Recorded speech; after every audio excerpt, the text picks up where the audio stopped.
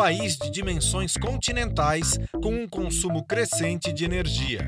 Prover essa necessidade com o uso de fontes renováveis e não poluentes é um desafio sobre o qual cientistas e pesquisadores se debruçam cada vez mais. Mas afinal, o que são e quais são as chamadas fontes renováveis de energia? Uma das maneiras de definir fontes renováveis de energia, a primeira por contraste, né? É lembrar que as fontes de energia que se usam em geral não são renováveis. Petróleo, carvão e gás natural. Elas dominam o cenário energético mundial e elas são fósseis, isto é, foram formadas na antiguidade, nós estamos usando elas rapidamente, elas vão acabar. Então, em contraste, as renováveis são as que vão durar. E quais são as que vão durar? São as energias que provêm do Sol, basicamente. Quase todas as energias renováveis se originam no Sol e elas estarão conosco enquanto o Sol estiver brilhando. Há uma exceção, aliás, há duas exceções. Há a energia nuclear, que é uma energia que não vem do Sol, vem do urânio e outros minerais que nós conhecemos, e energia do interior da Terra, porque o interior da Terra é muito quente e a gente pode acessar parte desse calor. Mas essas três categorias, geotérmica, nuclear e solar, têm essa característica. Elas não são como as fósseis, isto é, elas vão durar para sempre, teoricamente. Energia renovável, na realidade, é tido hoje como fontes que conseguem se recuperar dentro de um certo período e que ela se manteria de uma forma meio que eterna. O que isso não é bem verdade. Se a gente for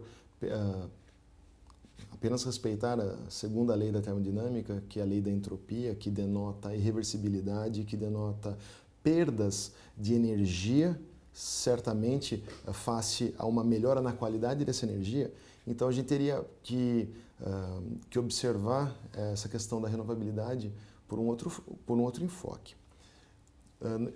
Vou me referir como ditas renováveis por conta disso. No conceito estrito, as renováveis são aquelas que, em geral, por dependerem do Sol, podem ter ciclos repetitivos enquanto o Sol perdurar como fonte de energia que vem por radiação eletromagnética. Então, ela pode tanto se transfigurar em forma de ligações químicas nas plantas, algas, carboidratos, açúcares, amidos, lipídios, gorduras, etc., quanto também pode movimentar o ciclo eólico, a forma de energia natural capturável, o ciclo hidrológico, assim como também a conversão física através dos sistemas fotovoltaicos, por exemplo.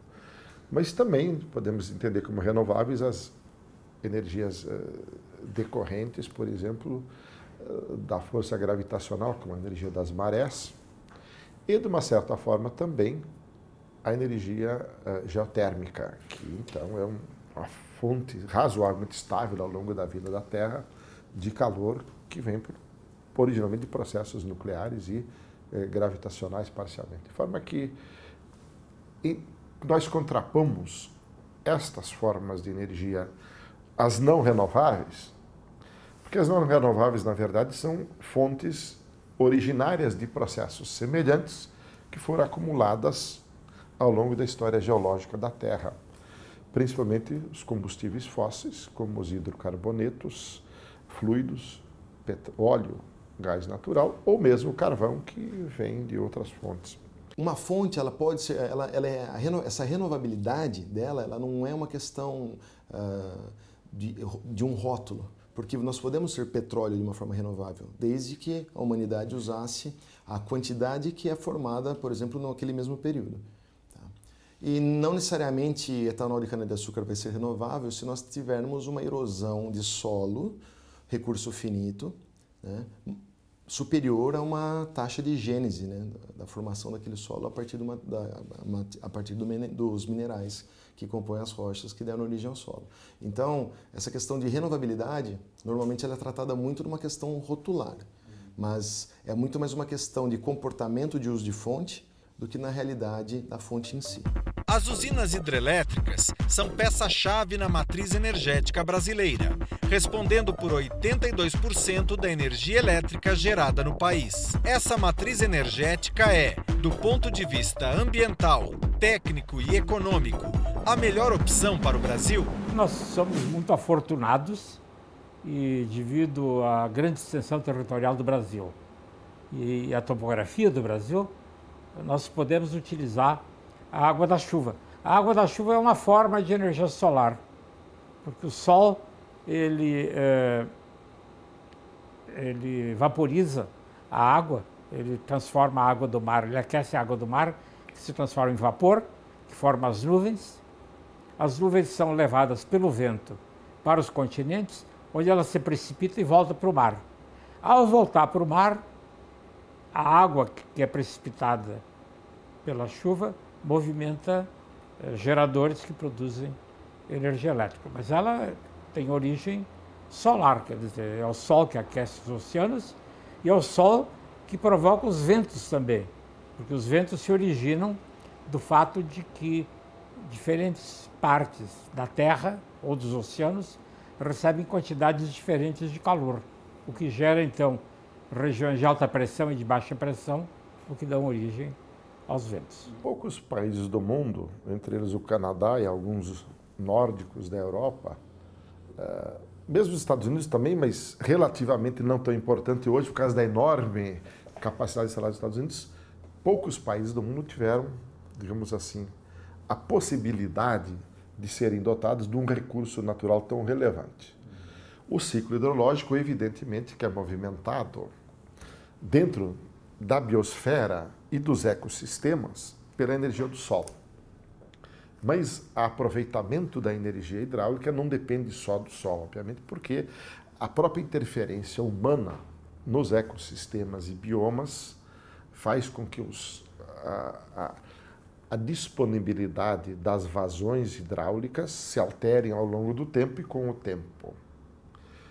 Mas atendidos os critérios ambientais de preservar as questões essenciais desses ecossistemas e biomas, e também atendida a restrição social, que é muito importante, ela é em função da ocupação humana dessas regiões, a fonte hidráulica é uma fonte extraordinariamente positiva, atendidas aquelas restrições, porque, em geral, permite produzir energia a um custo menor e a utilização da diversidade hidrológica entre bacias. O único país que tem uma fração maior da eletricidade produzida a partir de usinas hidrelétricas é a Noruega. Mas no Brasil, cerca de 80% da eletricidade é produzida a partir de hidrelétricas. E elas são renováveis por excelência, né? Quer dizer, uma vez construída a hidrelétrica, ela não precisa de combustível, o que faz virar os geradores é a água. Isso vai durar muito tempo. O quanto tempo é difícil dizer, naturalmente, é preciso manutenção, mas teoricamente isso dura ad eternum. Existem alguns entraves, por exemplo, quando nós falamos de questões ambientais e hidrelétricas. Por quê? Hoje, onde nós temos água, nós não temos declive. Então, o que faz com que uma usina hidrelétrica ela tenha eficiência é, na realidade, ela ter uma coluna d'água suficiente numa menor área possível. Então, quando se fala, por exemplo, em hidrelétricas na Amazônia, na realidade nós estamos falando de um terreno que tende a ser muito plano. Então, para você às vezes ganhar 5, 10 metros de coluna d'água, você inunda uma área muito grande. É o exemplo de Balbina. Então, normalmente essa eficiência ela é medida por quanto de potência instalada eu tenho, face a quantos quilômetros quadrados foram inundados. A usina de Itaipu, ela não é a maior do mundo em área, né? Três Gargantas na China é maior, porém Itaipu é mais eficiente, produz mais eletricidade. Toneladas de concreto para formar uma barreira quase intransponível à força das águas de um imenso lago artificial, que pode cobrir centenas de quilômetros quadrados. A partir da próxima edição, você acompanha nossa equipe em uma expedição para descobrir como funciona uma usina hidrelétrica. Vamos até a cidade de Foz do Iguaçu, na tríplice fronteira entre Brasil, Paraguai e Argentina, para conhecer Itaipu Binacional, considerada a segunda maior usina hidrelétrica do mundo.